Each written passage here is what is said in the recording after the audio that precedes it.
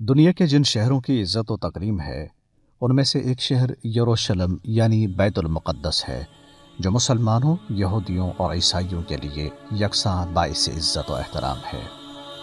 यहाँ हज़रत सुलेमान अलैहिस्सलाम का मज़ार, तख्त दाऊद और हज़रत ईसा अलैहिस्सलाम की तबलीगी काविशों के निशान मिलते हैं। इनके अलावा अंबियाए किराम और मसलहीन की यादगारों के आसार मौजूद हैं, जिन्होंने बनी नौ इंसान को भलाई और नेकी के रास्ते दिखाए। बैतुल मुक़द्दस या यरूशलेम के कई नाम हैं। मुख्तलिफ कौमों ने अपने अपने अक़ीदे की बिना पर इसे मुख्तलिफ नामों से नवाजा। यहूदी और ईसाई आज भी इसे यरूशलेम कहते हैं। सबसे पुराना नाम यबूस था। यरूशलेम का नाम हज़रत दाऊद अलैहिस्सलाम के अहद में इख्तियार किया गया, लेकिन यहूदी उलमा ने हज़रत इब्राहीम अलैहिस्सलाम से मंसूब करने के लिए ये कहा कि आपने इसे जरीह कहा था, और शलम का इजाफा शलीम या शालीम ने किया, जो 2008 कबल मसीह में यहाँ हुक्मरान था। एरिनाल्ड और एबाल्ड का कहना है कि ये दो इब्रानी अल्फाज यरो और शलीम का मुरक्कब है, जिसके मानी वर्षय अमन यानी इनहेरिटेंस ऑफ पीस है। एक दूसरे यूरोपीय मौर्रिख ने इसके मानी द बेस ऑफ पीस यानी असास अमन करार दिए हैं। बाज़ मौरखीन का ख्याल है कि दो शहर जबूस और सलम यानी सलाम थे, जो एक हो गए और नाम भी मुरक्कब हो गया। बाद अज़ां ये बिगड़ कर यरूशलेम बन गया।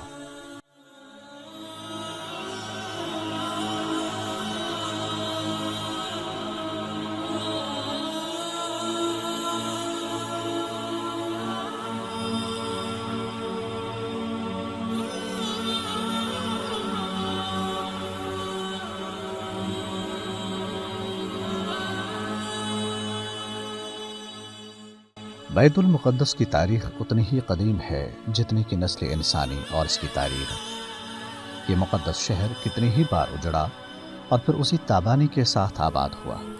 हमलावरों ने कई बार इसकी ईंट से ईंट बजा दी, मगर आबादकारों ने फिर उसी जोश और खरोश के साथ इसकी तामीर और मरम्मत की। यहूदी इस शहर को खुदाई मस्कन कहते हैं।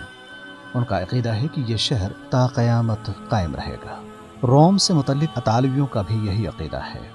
इस शहर में इस्लामी, मसीही और इसराइली तारीख़ी आसार बकसरत हैं।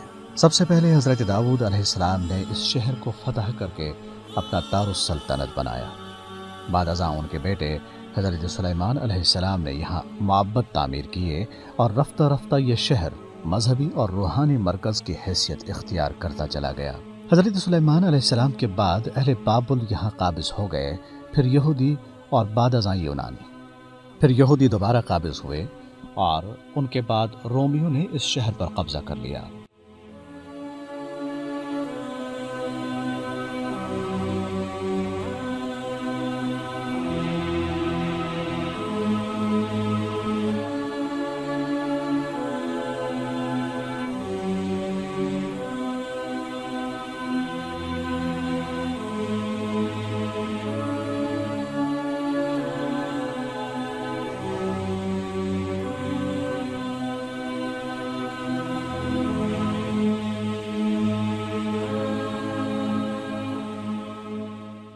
एक 123 कबल मसीह में यहूदियों का दाखिला ममनू करार दिया गया।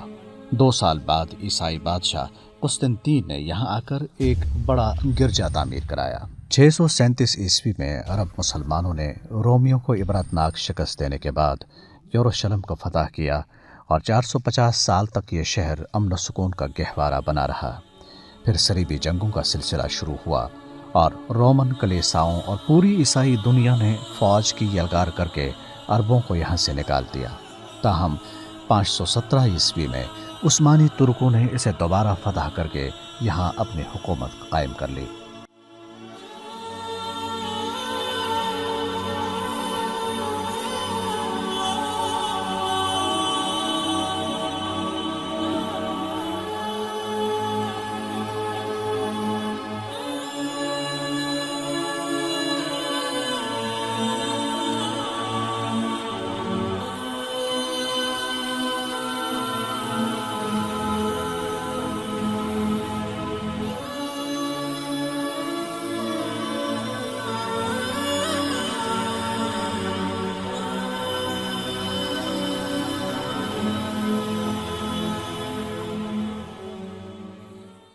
یہ شہر کسی درے کے دہانے پر ہے، نہ کسی دریا کے کنارے پر، اور نہ ہی کسی اہم تجارتی شاہراہ پر واقع۔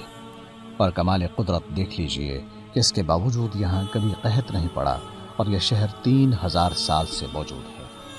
اسے گولڈن سٹی بھی کہا جاتا رہا ہے، جو اب تک رائج ہے۔ یہ اس لیے کہ جب سورج طلوع ہوتا ہے تو اس کی کرنوں سے سنہری پتھروں کے بنے مکانات جگمگا اٹھتے ہیں۔ اس شہر کی قدیم تاریخ میں 637 عیسوی کے بعد عربوں کے دور حکومت کے 450 سال کے علاوہ اس کے باشندوں کو کبھی امن و سکون دیکھنا نصیب نہ ہوا۔ انسان کی خون آشام تاریخ یہاں اپنے آپ کو دہراتی نظر آتی ہے۔ ان واقعات کو اگر یکجا کیا جائے تو یہاں ہونے والی لڑائیوں کا شمار ناممکن ہے۔ مرنے والوں اور مجروح ہونے والوں کی گنتی انسان کو تکا دے گی، اور لڑائیوں کے فہرست مرتب کرنے کے لیے شاید عمریں درکار ہیں۔ اس کے باوجود یروشلم یا بیت المقدس اپنی جگہ موجود ہے، اور اس کی تقدیس میں کبھی ذرہ برابر بھی کوئی کمی واقع نہیں ہوئی۔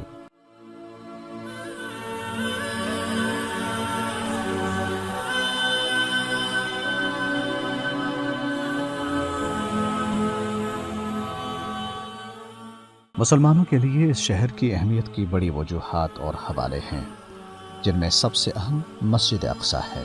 مسجد اقصیٰ کی تعمیر جنات سے ہوئی تھی۔ مسلمانوں کے قبلہ اول ہونے کا شرف بھی مسجد اقصیٰ کو ہی حاصل ہے۔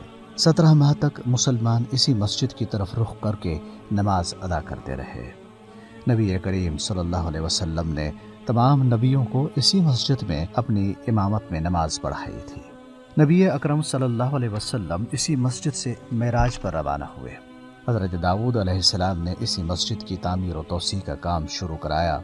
انہوں نے اپنے بیٹے حضرت سلیمان علیہ السلام کو وصیت فرمائی کہ میرے وفات ہونے کے بعد اس مسجد کی تعمیر کو مکمل کرانا ہے۔ چنانچہ ان کی وفات کے بعد حضرت سلیمان علیہ السلام نے جنات سے اس مسجد کی تعمیر کا کام شروع کرایا، اور جب حضرت سلیمان علیہ السلام کا آخری وقت قریب آیا تو آپ شیشے کے ایک کمرے میں چلے گئے اور اللہ تعالیٰ کی عبادت میں مشغول ہو گئے۔ جب آپ کی روح قبض ہوئی تب آپ اپنی عصا یعنی چھڑی کے سہارے کھڑے تھے۔ جنات یہ سمجھ رہے تھے کہ آپ ان کے کام کی نگرانی کر رہے ہیں۔ 1 سال بعد جب حضرت سلیمان علیہ السلام کے عصا کو دیمک نے کھا لیا تو آپ کا جسم مبارک زمین پر گر گیا۔ تب جنات کو معلوم ہوا کہ آپ اللہ کو پیارے ہو چکے ہیں۔ اللہ تعالیٰ کی یہ حکمت تھی کہ جنات کو ان کی وفات کا علم نہیں ہو سکا، اور وہ تعمیر مسجد میں جٹے رہے۔ 1 سال بعد جب جنات کو حضرت سلیمان علیہ السلام کی وفات کا علم ہوا تب مسجد کی تعمیر مکمل ہو چکی تھی۔ اس کے بعد حضرت عمر فاروق رضی اللہ عنہ نے بیت المقدس کو فتح کرنے کے بعد اس کی مزید تعمیر کی۔ ان کے بعد خلیفہ عبد الملک کے دور میں بھی مسجد کی تعمیر کا کام شروع ہوا، جو ان کے بیٹے ولید کے دور میں مکمل ہوا۔ صلاح الدین ایوبی نے جب بیت المقدس کو فتح کیا تو انہوں نے مسجد اقصیٰ کی دوبارہ تعمیر اور توسیع کرائی۔ مسجد اقصیٰ اپنی تاریخ میں 2 بار شدید زلزلوں کی وجہ سے شہید ہو چکی اور دوبارہ تعمیر کرائی گئی۔